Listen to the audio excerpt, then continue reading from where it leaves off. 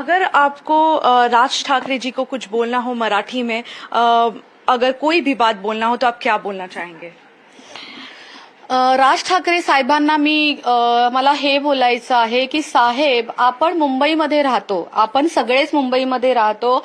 या मुंबईमध्ये गोर गरीब जे आलेले आहेत, बाहेर देशातून आलेले आहेत, ते सगळे आपलेच भाऊ आणि बहीण आहेत.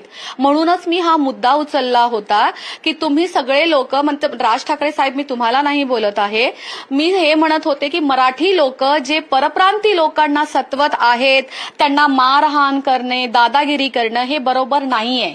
त्यामुळे मी आवाज उचलला आणि आज माझ्यासोबत हे होत आहे. मला टार्गेट केलं जात आहे, मला भीती वाटते घराच्या बाहेर जाण्यासाठी.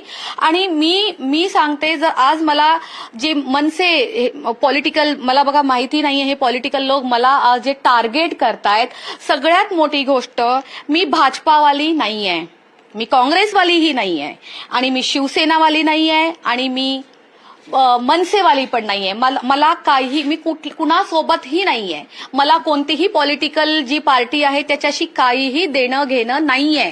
मी माझं काम करते.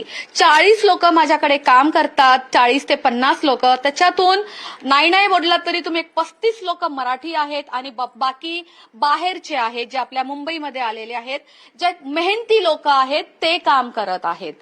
पण आपल्या देशामध्ये कशासाठी आपली ही मुंबई आपली माय आहे, आपली आई आहे, ही सगळ्यांना अशी पोटामध्ये घेते. इथं सगळ्यांना ही मुंबई आहे ना, कुणालाही उपाशी झोपवत नाही.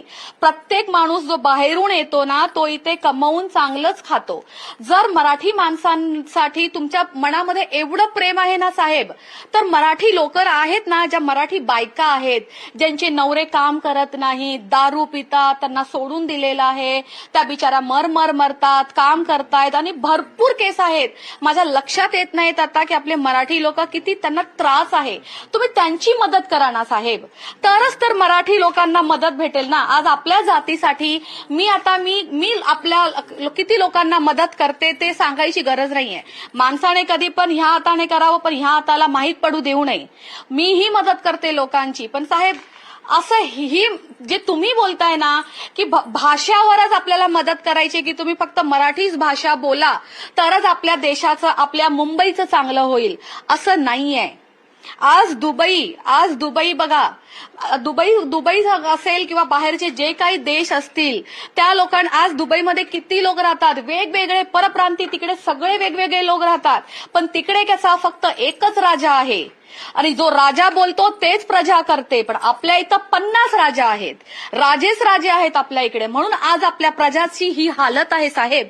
मी तुम्हाला विनंती करते, एकतर जो माझ्यावर त्रास होत आहे, ज्या मराठी मुलीवर, माझं नाव राश्री मोरे आहे, आणि या मराठी मुलीवर जो त्रास होत आहे, हा तुम्ही अगोदर थांबवा. जो मला टार्गेट केलं जात आहे, माझ्या जीवाला काही जरी झालं तर मला फक्त एवढं बोलायचंय, मला काहीही झालं तर हे सगळं येणार आहे जे पॉलिटिकल पार्टी माझ्या पाठीमागे पडलेली आहे त्यांच्यावर.